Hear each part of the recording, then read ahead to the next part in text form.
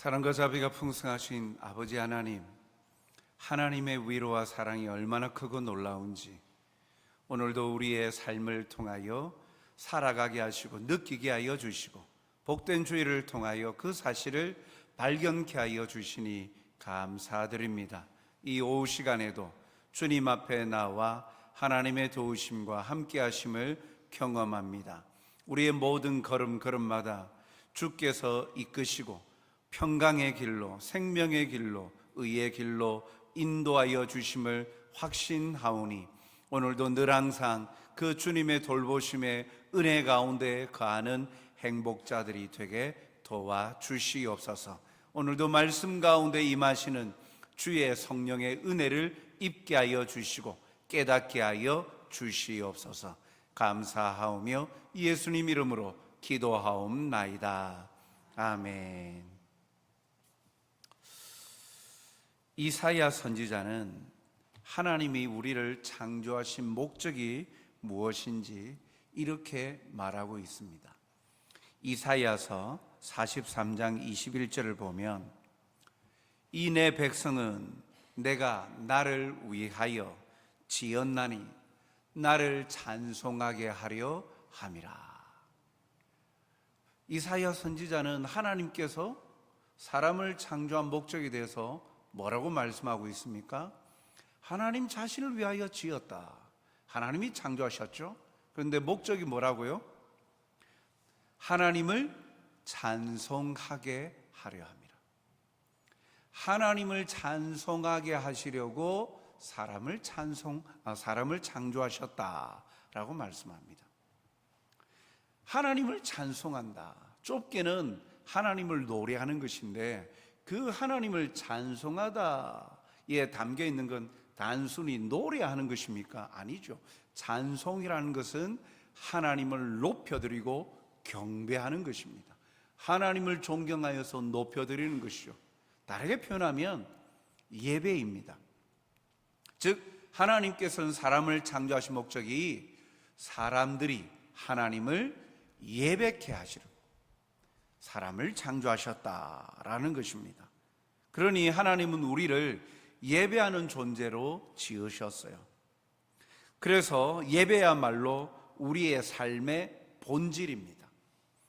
예배를 위해서 창조함을 받았기 때문에 우리의 삶의 모든 영역 속에서 하나님을 예배하는 거예요. 하나님을 찬양하는 거예요. 하나님을 높이는 거예요. 하나님을 경배하는 삶을 사는 것. 그게 우리 인생의 본질입니다. 오늘은 이 가인과 아벨 이야기를 통해서 이 예배에 관한 가르침을 잠시 살펴보고자 합니다. 아담과 하와가 에덴에서 쫓겨난 뒤에 그 아이를 낳았는데 가인과 아벨을 낳았습니다. 그러면서 오늘 본문 2절에 보면 가인은 농부이고 아벨은 목자였다라는 것을 알 수 있죠. 그런데 성장한 이 가인과 아벨이 하나님 앞에 한 것이 있습니다. 3절과 4절 상반절을 보면 가인은 땅의 소산으로 제물을 삼아 여호와께 드렸고 4절 상반절에 아벨은 자기도 양의 첫 새끼와 그 기름으로 드렸더니 하나님께 드렸다. 가인도 드리고 아벨도 드렸다. 제사를 드렸다라는 것이죠. 제사, 예배를 드렸다는 겁니다. 가인과 아벨이 여호와께 제사를 드렸는데 가인은 땅의 소산으로 하나님께 드렸고 아벨은 그 자기의 기르던 첫 새끼, 양의 첫 새끼와 기름으로 하나님께 제사를 드렸다라고 말합니다. 즉 이 오늘날의 예배로 알 수 있는데 각자의 것으로 하나님 앞에 제사를 드린다는 것은 우리의 삶의 전 영역 속에서 하나님을 예배하는 것을 가르쳐 줍니다. 그냥 뭉뚱그려서 예배를 드렸다 하지 아니하고 가인 따로 아벨 따로 무엇입니까? 각자가 하나님 앞에 드리는 것이에요. 예배는 각자가 하나님께 나아가는 것이에요. 공동체 가운데 이렇게 송정교회 해서 함께 성도들이 모여서 예배를 드립니다만, 그러나 각자가 하나님을 인격적으로 만나고 하나님 앞에 예배를 드리는 거예요. 가정에서도 마찬가지이죠. 각자가 준비하여서 하나님을 만나고 하나님께 예배하는 삶이어야 함을 먼저 우리에게 가르쳐 주고 있습니다. 그런데 오늘 좀 특별한 내용은, 각자가 이렇게 준비하여서 하나님 앞에 예배를 드렸는데, 제사를 드렸는데, 아벨과 그의 제물은 받으셨지만 하나님이 가인과 그의 제물은 받지 않으셨다라고 말합니다. 4절 하반절과 5절 상반절을 보니까 여호와께서 아벨과 그의 제물은 받으셨으나 5절 상반절 가인과 그의 제물은 받지 아니하신지라. 하나님께 각자 제사를 드렸는데 하나님께서 불을 내려서 아벨의 제사를 받으셔서 그 불태워서 그 연기로 하나님이 받으셨어요. 그런데 가인의 제사에는 아무런 반응이 없는, 오늘 본문에서는 하나님은 가인의 제사를 받지 않으셨다라고 말씀하고 있습니다. 이것 때문에 사실 살인이 나오죠. 눈앞에서 동생의 제사는 받고 자기 제사는 안 받으시니까, 그래서 마음에 불안, 그 불안에서 이제는 염려, 근심, 시기, 질투, 분노 생깁니다. 하나님께서 경고하십니다. 죄가 네 문 앞에 있다. 네 마음을, 죄를 다스려라. 하나님이 경고하셨는데 그럼에도 분이 가라앉지 않아서 동생을 불러내고 동생을 죽여버리는 일이 나타납니다.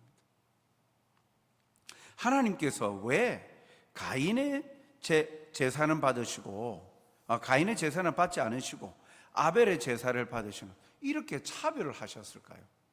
그 이유가 무엇일까요? 가인과 아벨의 제사를 달리 대하신 이유는 첫 번째, 제사 드리는 자의 자세에 달려 있어요.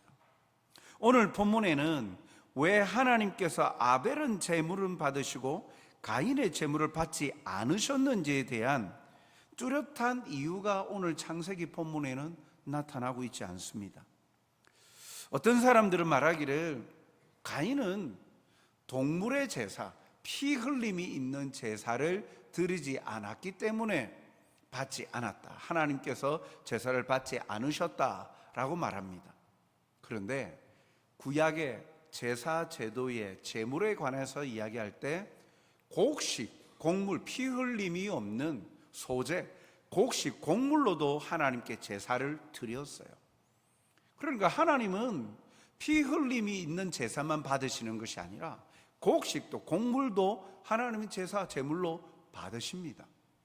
그러니까 가인이 농사 지은 것으로 제사 드렸기 때문에 피 흘림이 없어서 동물의 제사가 아니기 때문에 받지 않으셨다라는 말은 잘못된 것이에요. 그렇다면 오늘 본문에서 하나님이 가인과 아벨의 제사를 달리 대하신 중요한 이유로 제시되는 건 오늘 본문에서는 하나입니다. 그것은 다시 4절 하반절부터 5절 상반절의 내용을 보면 여호와께서 아벨과 그의 제물은 받으셨으나 가인과 그의 제물은 받지 아니하신지라. 여기에 색깔 있는 본문으로 한 것, 아벨과 그의 제물, 가인과 그의 제물, 이렇게 표현하고 있는 거예요. 하나님께서 분명히 아벨은 받으시고 가인은 받지 않으셨다라고 말하지 아니하시고 그 사람과 제물을 동일시하고 있죠. 가인과 아벨의 제물을 말하기 이전에 가인과 그의 제물, 아벨과 그의 제물이라고 명시를 하시면서 그 제물을 말하기 이전에 예배자로서의 가인과 아벨을 먼저 언급하고 있다라는 거예요. 결국 어떤 제물을 드렸냐라는 의미보다 누가 제사를 드렸는가 라는 부분이에요. 제물보다 그 제사를 드리는 자가 누군가라는 거예요. 그 제사를 드리는 자의 자세가 어떠한가라는 거예요. 가인이었기 때문에 받지 않으신 거예요. 아벨이기에 받으셨어요. 차별입니까? 차별로 보여지지만 하나님께 제사 드리는 가인의 모습과 아벨의 모습이 달랐다라는 거예요. 같지 않았다라는 거예요. 본래 자신이 직접 제물이 되어야 되죠. 제사 제도를 통해서 하나님께서 처음 말씀하신 건 희생. 그 제사 제도를 통하여 회복, 죄가 어떻게 회복되어지는가? 죄를 지었음에도 죄 용서의 은혜를 주시는 그 하나님의 마음이 제사 제도에 달려 있고, 이것을 통하여서 종국적으로는 예수님을 보여주시는 거죠. 화목제물로 바쳐주신 예수님의 희생으로 말미암아 인류의 모든 죄가 사함을 받고 용서함을 받는 하나님의 사랑이 담겨 있는 것이 이 제사 제도예요. 그래서 본래는 죄를 지었으면 죄값은 죽음이죠. 그래서 자기가 죽어야 되는 거예요. 그래서 제물은 자기 자신이어야 합니다. 그런데 하나님은 회개의 기회와 회복의 은혜를 주시기 때문에 그 제물에다가 자신의 죄를 투영시키게끔 허락하신 거예요. 그래서 이 제물 자체가 제사 드리는 자, 제물을 드리는 자 자신인 거예요. 이 제물이 하나님 앞에 번제로 불타서 없어져 죽는 것처럼 자기가 죽어야 되는데, 그럼에도 불구하고 하나님께서 은혜를 베푸셔서 제물로 대신하시겠다 약속하신 것이죠. 그렇기 때문에 제물과 제사 드리는 자는 동일시 여기는 거예요. 그러므로 하나님은 가인이 제사 드리는 자세가 합당하지 않았던 거예요. 하나님이 기뻐 받지 않으시는 거예요. 그래서 제사를 받지 않으셨어요. 제사에서 중요한 것은 제사 드리는 자의 자세예요. 무엇을 드리느냐 보다 이 제물을 준비하여 하나님 앞에 제사 드리는 자의 마음, 자세가 어떠한가, 어떠한 마음으로 하나님 앞에 예배하는가, 이것이 더 중요하다는 거죠. 얼마나 많은 헌금을 바쳤는가, 얼마나 많이 수고하고 애쓰는가, 그것보다도 어떠한 마음으로. 그래서 예수님은 영과 진리로 예배하는 자 찾으신다 라고 말씀하지 않으십니까? 그렇게 오늘 이 본문을 통해서는 하나님이 왜 차별하셨냐? 제사 드리는 자가 곧 우리 본문에도 읽었습니다만 이미 그 가인의 마음속에 죄가 들어와 있었다. 온전치 않았다. 하나님 앞에 기쁨으로 감사함으로 드리지 못하였음을 알 수가 있죠.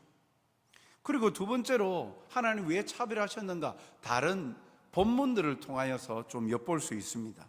하나님이 가인과 아벨의 제물을 달리 받으신 이유에 대해서 말해주는 또 다른 본문이 있는데 히브리서 말씀이에요. 히브리서 11장 4절에 보면 이런 상황을 이렇게 말합니다. 믿음으로 아벨은 가인보다 더 나은 제사를 하나님께 드림으로 의로운 자라 하시는 증거를 얻었으니 하나님이 그 예물에 대하여 증언하심이라 라고 말씀하죠. 믿음으로 아벨은 가인보다 더 나은 제사를 드렸다. 그러니까 하나님께서 아벨의 제사를 받으신 것은 아벨이 더 나은 제사를 드렸기 때문이다라는 겁니다. 그런데 무엇을 근거로 더 나은 제사를 드렸다라고 할까? 하나님은 이 말씀만 보면 똑같이 이렇게 제사를 드리는데, 예배를 드리는데 다 비교해 봐가지고 얘보다 얘가 더 낫네, 그래 너의 예배는 받을게, 이렇게 차별하신다는 말씀입니까? 여기에서 더 나은 제사라는 것은 기준을 볼 때에 좀 더 많이 더 좋은 제사 하나님이 기뻐 받으신다는 그 말씀일까요?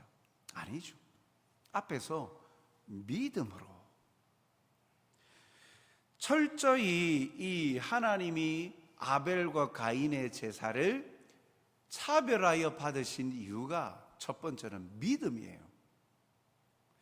믿음으로 아벨은 제사를 드렸다는 거예요. 분명 아벨은 믿음으로 제사를 드렸어요. 이 믿음으로 드리는 제사였기 때문에 하나님이 받으셨다는 말입니다. 반대로 말하면 가인의 제사는 믿음으로 드리지 않았다는 거예요. 믿음으로 드렸기 때문에 아벨의 제사가 믿음으로 드리지 아니한 가인의 제사보다 더 나은 제사라는 거예요. 합당한 제사라는 거예요. 비교를 통하여서 이것이 더 크고 작다 그 개념이 아니라 합당하고 온전한 제사였다라는 거예요. 가인의 제사는 믿음으로 드리지 않았다라는 거예요. 둘째는, 그 차이의 둘째는 하나님이 그 예물에 대하여 증언하심이라 라고 말씀하셨죠. 그 예물에 대해서 하나님이 증언하셨다, 그 예물 위에 불을 내려서 불태워서 받으셨다라는 1차적인 의미요, 둘째는 그 예물에도 차이가 있다라는 거예요. 아벨의 제물이 가인이 드린 제물보다 더 나았다라는 것이 분명합니다. 창세기 기자가 아벨에 대해서 이야기할 때 창세기 4장 4절 상반절에 아벨은 자기도 양의 첫 새끼와 그 기름으로 드렸더니라고 했죠. 우리 본문에는 양의 첫 새끼 단수로 보이지만 원래 이 원어 성경에는 복수예요. 그러니까 자기가 목축해서 낳은 양의 첫 새끼와 기름이라는 이 표현은 좀 더 묵상해 보면 첫 새끼라고 할 때에 가장 좋은 것, 양들의 첫 새끼들 중에서 가장 우수하고 좋은 양, 그리고 기름, 가장 값진 것, 가장 그 육질도 좋고 여러 가지로 볼 때 가장 우량하고 우수한, 그러니까 첫 새끼와 기름이라는 이 단어 속에 아벨은요, 자기가 목축하고 그래서 이제 소출을 맞이하여서 무엇을 하나님 앞에 드릴까? 온 마음으로 정성으로 예물을 구별하여서 가장 좋은 것으로 드렸다라는 것이 오늘 여기 원어에 담겨 있는 의미예요. 양의 첫 새끼와 양의 첫 새끼들 중에 가장 우수하고 가장 좋은 것으로 하나님께 드렸다라는 거예요. 그렇지만 가인에 대해서는 창세기 4장 3절에 보면 가인은 땅의 소산으로 제물을 삼아 여호와께 드렸고, 여기 보면 땅의 소산으로, 그러니까 곡식 농사를 지었으니까 이것은 가인이 어떠한 것을 드렸는지 아벨과는 좀 차이가 나요. 아벨은 첫 새끼 어린 양, 첫 새끼와 그 기름이라고 명시를 해놓았는데 어떠한 곡물인지 어떠한 것인지는 표기를 안 하고 가인은 땅의 소산으로 제물을 삼았다. 불특정이에요. 특정 짓지 않고 있어요. 특정 짓지 않은 땅의 소산으로 하나님께 제사를 드렸다. 다르게 표현하면 그냥 눈에 보이는 대로 대충 잡아가지고 베어서 아무 생각 없이 드렸다라고 평가할 수도 있는 부분이에요. 검수해가면서 어떤 소산물이 어떻게 알곡이 가득 차 있는지, 어떻게 양질의 옥수수나 아니면 보리나 벼나 뭐 여러 가지 이 땅에 나오는 것 중에서 참 귀하구나.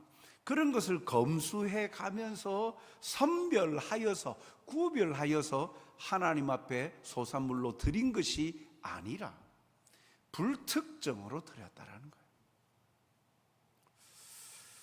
결국 이것이 정성의 문제입니다. 가인은 믿음으로 제사를 드리지 않았기 때문에 제분을 선택하는 것도 건성으로 한 것입니다. 때문에 정성을 다해 제물을 준비해서 드렸던 아벨과는 차이가 있죠. 히브리서 11장 4절이 우리에게 말해주는 것이 하나님이 받으시는 예배의 기준은 믿음과 정성이라는 거예요. 하나님이 받으시는 예배는 믿음으로 정성을 다하여 드리는 예배, 하나님이 받으신다라는 거예요. 가인은 이 모든 것이 하나님께서 주셨음에 감사함으로, 그래서 하나님이 주셨음을 믿기에 믿음으로 하나님께 감사하는 마음으로 정성을 다하여 드렸어요. 양적인 것을 말하는 게 아니죠. 그런데 가인은요, 이 모든 것이 하나님께서 주셨다라는 믿음이 약한 거예요. 그러니까 정성 없이 하나님 앞에 제사의 형식은 가졌지만 하나님은 그 마음을 보시고 받지 않으신 것입니다. 결국 오늘 본문과 히브리서 11장 4절이 가르쳐주는 교훈을 합치면 하나님은 하나님이 기뻐하는 삶을 살아가는 참 예배자가 믿음과 정성으로 드리는 예배를 기뻐 받으십니다 라는 겁니다. 하나님의 말씀대로 믿음으로 살아가는 예배자가 믿음과 정성을 다하여 드리는 예배를 하나님은 기뻐 받으신다라는 거예요. 그렇기 때문에 우리가 하나님이 받으시는 예배를 드리고자 한다면 먼저 우리 자신이 하나님이 인정하시는 믿음의 사람으로 하나님 앞에서 온전한 믿음을 헌신하는 자가 되어야 된다는 거예요. 그리고 예배할 때 정성을 다하여 예배를 드려야 되죠. 그렇게 할 때 하나님이 예배를 받으신다. 요한복음 4장 23절 24절 말씀을 보면 아버지께 참되게 예배하는 자들은 영과 진리로 예배할 때가 오나니 곧 이때라. 아버지께서는 자기에게 이렇게 예배하는 자들을 찾으시느니라. 24절 하나님은 영이시니 예배하는 자가 영과 진리로 예배할지니라. 오늘 함께하는 예배뿐만 아니라 삶의 예배, 일주일 동안 24시간 주어진 하루를 살아갈 때도 이 모든 것, 시간을 주신 분도 하나님이시오, 건강을 주신 분도 하나님이시오, 그리고 내가 말을 하고 활동을 하고 움직일 수 있는 재능과 또 위치, 모든 것을 주신 것 하나님이심을 믿고 하나님 앞에 감사함, 그런 믿음을 가지고 하나님 앞에 감사함으로 우리의 삶을 통하여 하나님의 은혜를 묵상하고 고백하고 합당한 영광을 돌려드리는 삶을 사는 것, 삶의 예배를 드리는 것, 그것까지도 하나님은 우리에게 말씀하고 계시는 것이죠. 사랑하는 성도 여러분, 오늘도 헌신 예배를 드리는 우리 드보라회 회원 여러분, 이 또한 하나님이 받으시는 제사 아닙니까?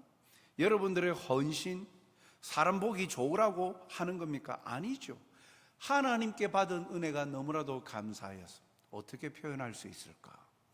철 따라 이제 헌신 예배 철이 되었으니까 헌신하는 것이 아니라 받은 은혜가 감사하고 살아있게 하심도 감사하고, 그래하여서 우리가 이 받은 사랑 하나님께 영광 돌려드리는데 어떻게 주님의 몸된 교회를 사랑하고 섬길 수 있을까? 그래서 여러분들의 할 수 있는 영역 가운데 속에서 섬기고 헌신하는 거죠. 우리가 헌신 예배를 드리는 목적도, 이유도 바로 여기에 있죠. 하나님에 대한 믿음, 감사함이 없는 예배는 하나님이 받지 않으신다. 오늘 하나님께서 아벨의 제사를 받으신 것처럼 오늘도 여러분들의 마음을 다하여 정성을 다하여 믿음으로 다한 헌신과 그런 모습들 하나님이 기뻐 받으시는 예배인 줄 확신합니다. 그런 예배가 여러분들의 삶의 자리에서도 넘쳐나는 드보라가 되길 바랍니다. 더욱더 넘쳐나는 그래야여서 우리에게는 간증거리가 남는 것이죠. 참 하나님이 이렇게 함께 하셨어요. 세월이 지나면 지날수록 내 몸에 남는 건 병뿐이다, 종합병원이다. 아니요, 세월이 지나면 지날수록 나에게 남는 건 하나님께 대한 감사의 제목과 간증의 제목들이 많아진 그것으로 자랑하고 기뻐하는 우리 드보라 회원 여러분들이 되시길 주님의 이름으로 축복합니다.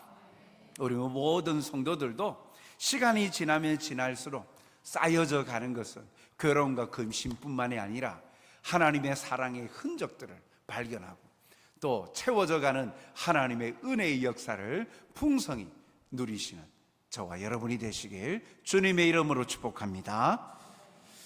우리 함께 찬송가 42장